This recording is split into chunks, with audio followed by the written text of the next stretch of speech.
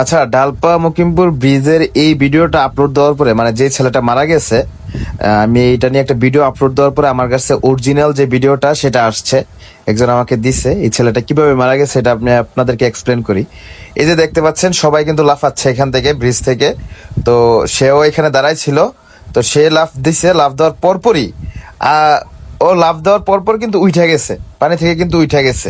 অনেকে বলছিল যে ওই নাকি এরকম ভাবে লাফ দিছে বুকের মধ্যে চাপ পইরা সে মরে গেছে, কিন্তু আসলে বিষয়টা এমন না। ওই লাফ দেওয়ার পর ওই কিন্তু উঠে গেছে। উঠার পরপরই মানে আরেকজন সাথে সাথে লাফ দেওয়ার কারণে ডাইরেক্ট ওর মাথা বরাবর পড়ছে।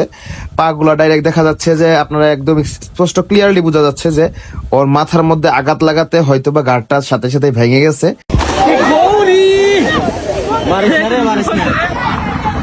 হয়তোবা তখনই তার মৃত্যুটা হয়। পর আর পানি থেকে উঠে না। সবাই কিন্তু আবার তাকে দেখতেছে যে ওই কিন্তু উঠতেছে না। সবাই কিন্তু অবাক হয়ে গেছে, আই হাই রে, কি হইলো হঠাৎ করে।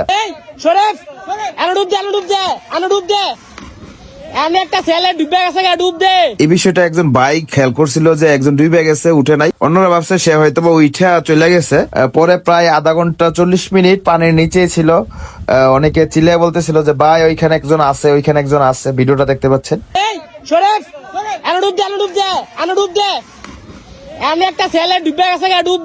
পরবর্তীতে সে তাকে মৃত উদ্ধার করা হয় আর কি।